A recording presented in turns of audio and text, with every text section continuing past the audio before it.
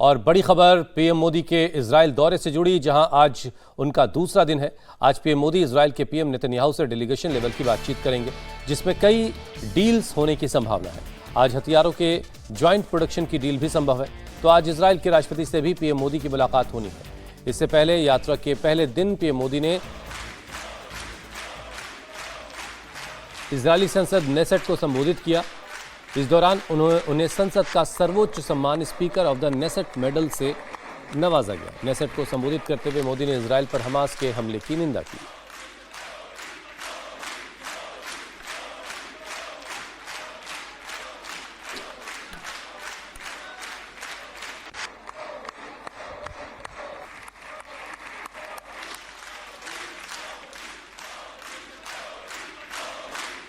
तो इजराइल की संसद में पहुंचे प्रधानमंत्री मोदी, नेसेट को उन्होंने संबोधित किया। और इस दौरान संसद के अंदर का जो नज़ारा है वो आपके सामने है। सभी सांसद खड़े होकर के मोदी मोदी के नारे लगाते रहे।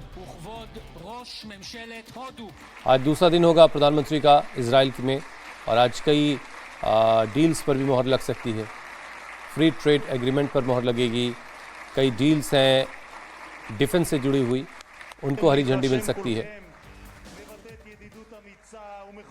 שותפות ארוכת טווח המבוססת על ערכים משותפים ואינטרסים משותפים בין שתי המדינות. בבקשה אדוני, להתרשם כולכם। तो ये 6 अलग अलग तस्वीरें हम आपको दिखा रहे हैं। इजराइल पहुंचने से लेकर के जब इजराइल पहुंचे प्रधानमंत्री नरेंद्र मोदी, तो खुद बेंजामिन नेतन्याहू ने इनको रिसीव किया। शानदार स्वागत हुआ। और उसके बाद अलग अलग मौक़ों पर किस तरीके से प्रधानमंत्री, और देखिए हिंदुस्तान की जो जैकेट्स होती हैं, उस जैकेट में नेतन्याहू यहाँ दिखाई दे रहे हैं।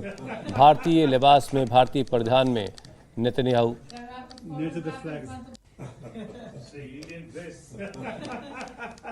Indian dress.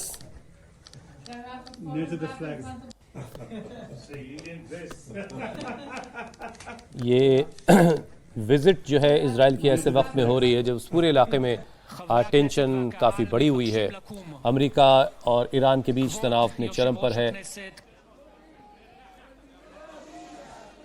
इजराइल की जो संसद है उसे नेसेट कहा जाता है। वहाँ भी प्रधानमंत्री का संबोधन हुआ। प्रधानमंत्री ने वहाँ अपनी बात रखी। इस दौरान जो वहाँ का सर्वोच्च सम्मान है स्पीकर ऑफ द नेसेट, वो भी प्रधानमंत्री नरेंद्र मोदी को दिया गया। Indian cultural programmes, guard of honour, ये सारी चीज़ें, शानदार स्वागत कुल मिलाकर के प्रधानमंत्री का वहाँ हुआ।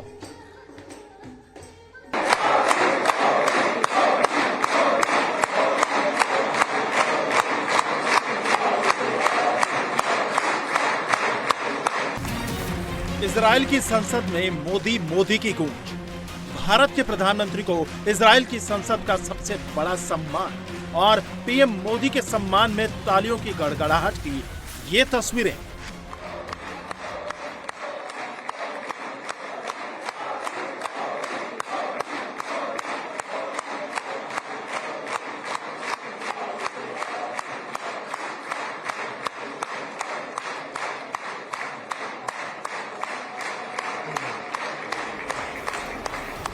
एक तरफ भारत इजराइल दोस्ती की नई ऊंचाइयों की गवाही दे रही है, तो दूसरी ओर ये तस्वीरें दुश्मन देशों के कलेजे पर सांप लौटने जैसी हैं। प्रधानमंत्री बेंजामिन नेतन्याहू के निमंत्रण पर इजराइल पहुंचे पीएम मोदी जब इजराइल की संसद में पहुंचे तो पूरा माहौल मोदीमय हो गया। पीएम मोदी के भाषण के दौरान सांसदों ने जमकर तालियां बजाई, कई बार स्टैंडिंग ओवेशन दिया।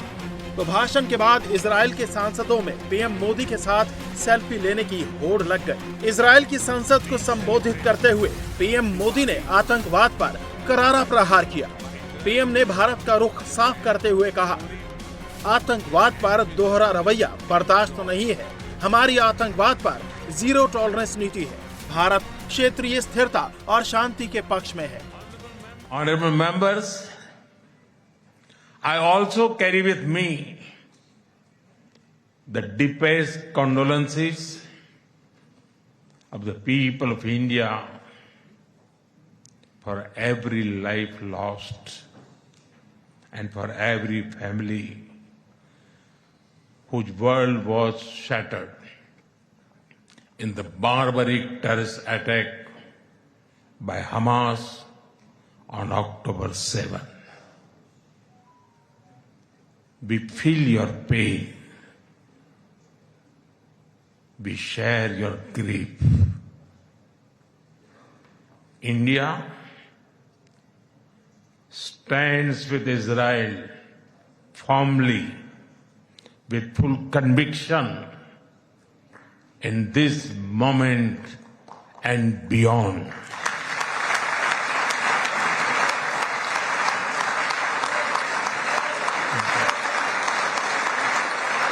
No cause can justify the murder of civilians. Nothing can justify terrorism. India has also endured the pain of terrorism for a long time. We remember the 26/11 Mumbai attacks and the innocent lives lost, including Israeli citizens. Like you, we have consistent and uncompromising policy of zero tolerance for terrorism with no double standards.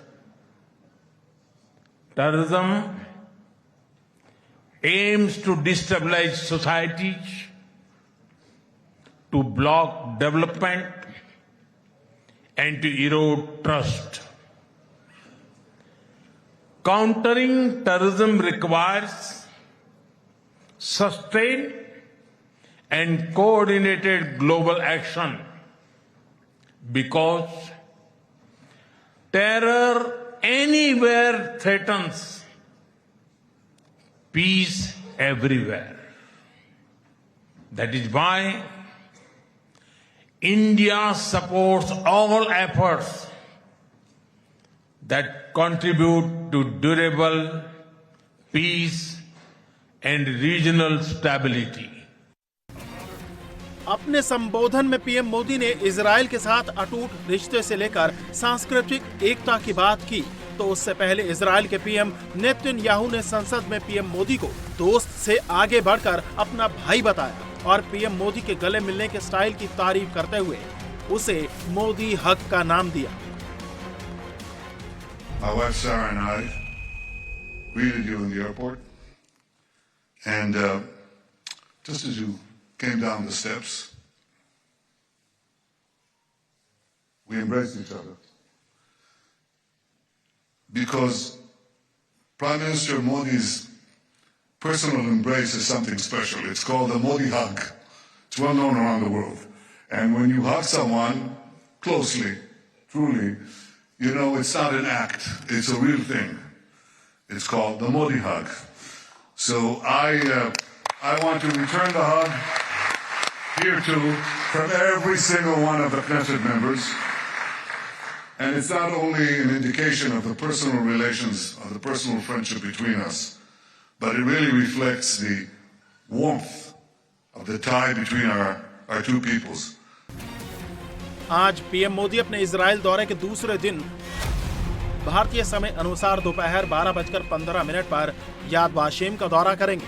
उसके बाद 1 बजे Israel के राष्ट्रपति इशाक हरगोज के साथ meeting करेंगे, तो दोपहर 2:40 पर पीएम मोदी नेतन्याहू से डेलीगेशन लेवल की बातचीत होगी और फिर 3:25 पर दोनों नेता प्रेस कॉन्फ्रेंस करेंगे। शाम 4 बजे PM Modi Indian Jewish community के सदस्यों से मिलेंगे और फिर शाम 5:50 पर भारत के लिए रवाना हो जाएंगे।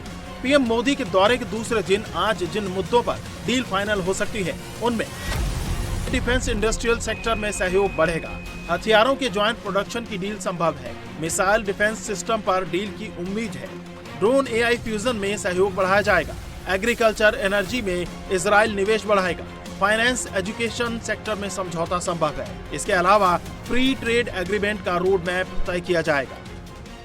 We are committed to expanding trade, strengthening investment flows, and promoting joint infrastructure development. In the last few years, India has concluded a number of important trade agreements with other nations. That is why our teams are working hard to negotiate an ambitious free trade agreement. एक तरफ PM Modi दुनिया भर में भारत का मान बढ़ा रहे हैं, तो देश में कुछ मुस्लिम संगठन पीएम मोदी के इजरायल दौरे को लेकर खफा है। आज all India Muslim personal law board की प्रेस कॉन्फ्रेंस है, जिसमें पीएम मोदी के इजरायल दौरे के खिलाफ बयान जारी किया जाएगा। तो जमीयत उलेमाए हिंद की तरफ से भी पीएम मोदी के इजरायल दौरे का विरोध जताया जा रहा है। इधर AIMIM चीफ ओवैसी ने भी पोस्ट के जरिए गाजा का राग अलापा और पीएम मोदी के इजरायल दौरे पर एतराज जताया। और अब खबर शिमला से है, जहां हिमाचल और दिल्ली पुलिस के बीच कई घंटों तक नोकझोंक देखने को मिली। ये मामला AI समिट के दौरान हंगामा करने वाले कांग्रेस कार्यकर्ताओं की गिरफ्तारी से जुड़ा है, जिसे लेकर दो राज्यों की पुलिस के बीच हाईवे पर जबरदस्त बहस देखने को मिली। इस मामले में दिल्ली पुलिस के 15 जवानों को हिरासत में ले लिया गया, लेकिन देर रात कोर्ट ने तीनों कांग्रेसी कार्यकर्ताओं को ट्रांजिट रिमांड पर भेज दिया। हालांकि इससे पहले शाम से लेकर देर रात तक दिल्ली पुलिस और शिमला पुलिस की टीम के बीच हाई वोल्टेज ड्रामा होता रहा। ये तस्वीर आप देख रहे हैं, दिल्ली पुलिस और हिमाचल पुलिस के जवान आमने सामने आ गए। मामला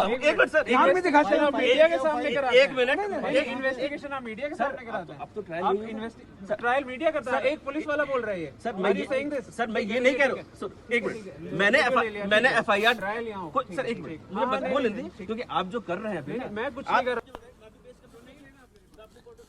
तो ये हाईवे पर ही हिमाचल पुलिस और दिल्ली पुलिस के बीच नोकझोंक होती रही और ये मामला AI समिट के दौरान जो शर्टलेस प्रदर्शन हुआ था उस सिलसिले में हुआ, क्योंकि दिल्ली पुलिस कुछ आरोपियों को पकड़ने के लिए हिमाचल पहुंची थी।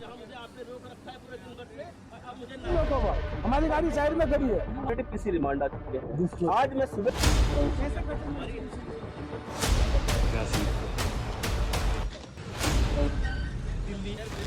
एक तरफ दिल्ली पुलिस के अधिकारी हैं, तो दूसरी तरफ हिमाचल पुलिस। मैं अभी अपनी फाइल लेके आता हूँ, मैं अपनी FIR दिखाता हूँ। एक मिनट सर, मीडिया के सामने एक मिनट, इन्वेस्टिगेशन आप मीडिया के सामने कराते हैं। अब तो ट्रायल मीडिया करता है, एक पुलिस वाला बोल रही है। सर मैं ये नहीं कह रहा हूँ, एक मिनट, मैंने FIR सर एक मिनट बोल दीजिए, क्योंकि आप जो कर रहे हैं मैं कुछ नहीं कर रहा, मैं आपको बोल रहा हूँ एक पुलिस वाले को काम करने से रोक ले, आपके ऊपर FIR दर्ज है, आप 3 बंदों को अगवा करके ले जा रहे हैं। ठीक है, तो ज्वाइन करिए इन्वेस्टिगेशन। आपको इतनी सी बात बोल रहा हूँ, नहीं तो हम करवाएंगे। आपको करना तो पड़ेगा, आपको इन्वेस्टिगेशन ज्वाइन करनी पड़ेगी, बस इतनी सी बात है। ठीक है, अब मैं एक बात बोलूं, अब सुनिए, मेरी FIR है किस तारीख की? 20 तारीख की 20 तारीख की FIR में अरेस्ट मैंने किया आज मॉर्निंग में, ठीक है, जिसमें कि ऑलरेडी अरेस्ट हो चुके हैं 9 लोग अरेस्ट हो चुके हैं, उनके ऑलरेडी PC रिमांड आ चुके हैं। आज मैं सुबह अरेस्ट करके ला रहा हूँ, सुबह से मुझे आपने कोर्ट में सर सुनिए तो कहा जा रहा है सर, प्लीज सर वहाँ पे थे। अधिकारियों के बीच नोक-झोंक की ये तस्वीरें हिमाचल प्रदेश की हैं, जहां हिमाचल पुलिस ने दिल्ली पुलिस के 15 जवानों को हिरासत में ले लिया। दरअसल मामला AI समिट के दौरान हुए शर्टलेस प्रोटेस्ट से जुड़ा है। दिल्ली पुलिस को जानकारी मिली थी कि प्रदर्शन से जुड़े युवा कांग्रेस के कार्यकर्ता शिमला में छिपे हैं, जिसकी सूचना पर शिमला पहुंची दिल्ली पुलिस ने शिमला के रोहडू से 3 कांग्रेस कार्यकर्ताओं को पकड़ लिया और उन्हें दिल्ली लाने लगी। लेकिन इसकी जानकारी जैसे ही सोलन पुलिस को लगी, तो राज्य पुलिस के अधिकारियों ने दिल्ली पुलिस को धर्मपुर में चंडीगढ़ कालका शिमला हाईवे पर बैरिकेडिंग करके रोक लिया और कार्रवाई को गैर कानूनी बताते हुए FIR दर्ज की, जिस दौरान हिमाचल और दिल्ली पुलिस के बीच तीखी नोक-झोंक देखने को मिली। सर मुझे बताइए, मैं भी पेश कर सकता हूँ? नहीं लेना आप, मैं अपनी कोर्ट में पेश कर सकता हूँ? अभी आप किसी देंगे, आपके ऊपर FIR में बोलो, मेरे को आपसे तो सर FIR तो आपने की 8-11 पे ना, मैंने जब भी की मेरे को आपसे सर एक मिनट, मैं पहले FIR, मेरी FIR रजिस्टर है 20 तारीख की। 20 तारीख में मैं आज सुबह अरेस्ट कर चुका हूँ, अरेस्ट करके मैं ले जा रहा हूँ जहाँ मुझे आपने रोक रखा है पूरे दिन भर से, अब मुझे नाके पे आप रोक रहे हैं। सबसे बड़ा काम की बात कर, आपके ऊपर FIR कोऑपरेट करिए, मेरे को जांच करिए, मेरे को जांच करिए, मैं आपको यही ठीक है, मैं आपको ये FIR मेरे किस तारीख की? देखो मैंने जो सुनना मेरी मैंने FIR आपकी बात सुन ली, FIR ठीक है। मैंने जब आपको सुबह ही बोला था आपके पास कोई लीगल डॉक्यूमेंट नहीं है, आप लोगों को सर, लेके जा रहे हैं, आपके पास एक भी डॉक्यूमेंट आपने अपने आंखों से देखा है, मैंने आपने कहाँ अपने से आंखों देख से लिया, देखा मैंने है। कहाँ से देख लिया? ओ एक भाई। आपने डॉक्यूमेंट नहीं दिखाया है। सर कोई अभी देख document नहीं लीजिए, दिखाया है। अभी देख आपने लीजिए। कोई डॉक्यूमेंट नहीं सर दिखाया मैं है। कोर्ट से कितने बजे There has निकला हूँ? been no- कोर्ट से कितने बजे निकला तो हूँ? आपने इतनी देर में ट्रांजिट रिमांड क्यों नहीं लिया? सर मैं आप कोर्ट से कितने बजे निकला हूँ? मुझे वो नहीं पता। मैं मैं कोर्ट से कितने बजे निकला हूँ, आपको मैं आपको एक बात बता रहा हूँ। अभी एक FIR रजिस्टर हुई है आपके ऊपर। सर, आप कोऑपरेट कर रहे हैं कि नहीं कर मैं रहे? बिल्कुल कर रहा हूँ, मुझे कर रहे हैं बता ना? दीजिए हाँ कि तो आ जाइए, आप ही कैमरे बंद करिए और मेरे को नहीं कैमरा किस जो मुझे कार्रवाई करनी है वो मुझे कार्रवाई सॉरी करनी सर है। हम यहीं ठीक बैठे है? हम यहीं बैठे हाँ आ जाओ।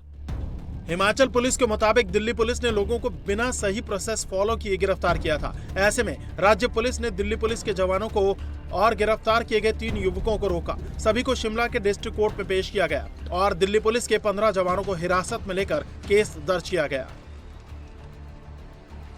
करने दो, आप कर क्या रहे हो? मैं क्या कह रहा What are you हूँ? doing? आपने बोला कि आपने बोला आप कर क्या रहे हो आप ये? आप बोल मेरे को- आप कर क्या रहे हो? सर, मैं आप- आपको आप बोल बोल- रहा हूँ, आप बोलिए।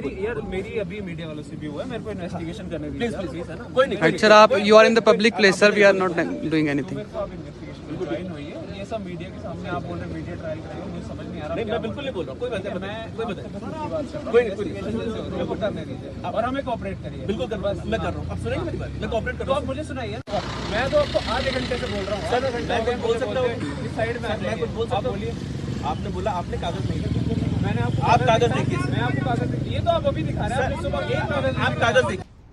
पकड़े गए तीनों यूथ कांग्रेस के वर्कर हिमाचल प्रदेश के रहने वाले नहीं हैं, लेकिन प्रदर्शन के बाद ये शिमला के रोहड़ू में छिपे थे। हालांकि शिमला की अदालत ने यूथ कांग्रेस के तीनों कार्यकर्ताओं सौरभ, अरबाज और सिद्धार्थ को कोर्ट ने ट्रांजिट रिमांड पर भेज दिया है, लेकिन मामले में अब हिमाचल और दिल्ली पुलिस आमने सामने है। दूसरी ओर मुद्दे पर सियासत भी हो रही है। विपक्ष के नेता जयराम ठाकुर ने आरोप लगाया कि हिमाचल सरकार आरोपियों को बचाने के लिए ये सब कर रही है। और अब देखिए दिव्यांगजनों के लिए हमारा खास बुलेटिन।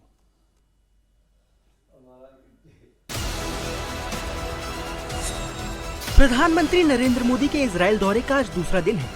आज का दिन भी पीएम मोदी का बहुत ही व्यस्त रहने वाला है। सबसे पहले पीएम मोदी आज यरूशलेम में याद वाशेम जाएंगे। याद वाशेम इजराइल का आधिकारिक और विश्व प्रसिद्ध होलोकॉस्ट स्मारक है। दूसरे विश्व युद्ध के दौरान नाजियों द्वारा मारे गए 60 लाख यहूदियों का स्मृति स्थल है।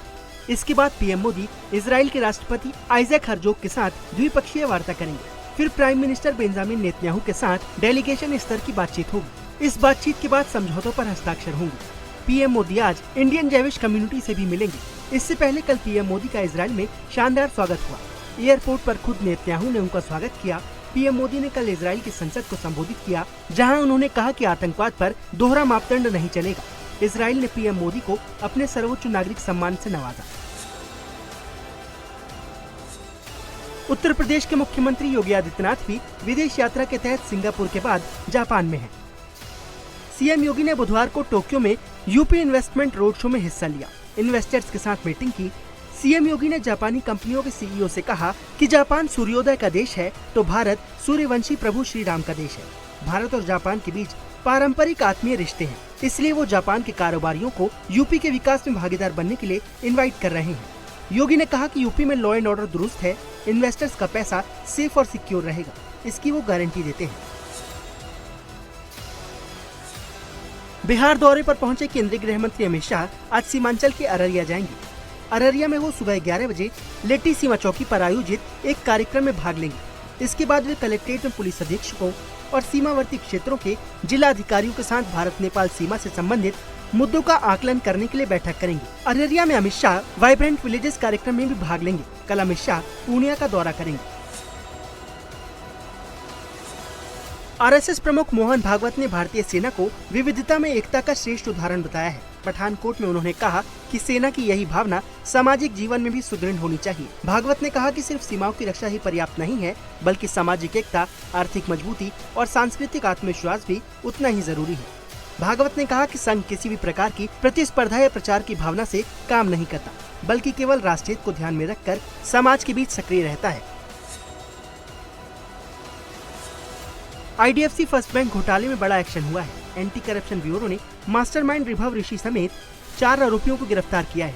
हरियाणा सरकार के साथ 590 करोड़ रुपए के धोखाधड़ी मामले में एंटी करप्शन ब्यूरो ने गिरफ्तार चारों आरोपियों को पंचकुला कोर्ट में पेश किया, जहां से उन्हें 7 दिन की पुलिस रिमांड पर भेज दिया गया है। इस बीच इस मामले में एक लेटर सामने आया है, जिसमें हरियाणा सरकार के उच्च अधिकारियों को 7 महीने पहले ही ऐसे किसी संभावित बैंक घोटाले की आशंका का जिक्र है। सरकार को पिछले साल जुलाई में ही इस गड़बड़ी की भनक लग गई थी, जिसे लेकर वित्त विभाग के एडिशनल चीफ सेक्रेटरी ने भी सभी विभागों को लेटर लिखकर अलर्ट किया था।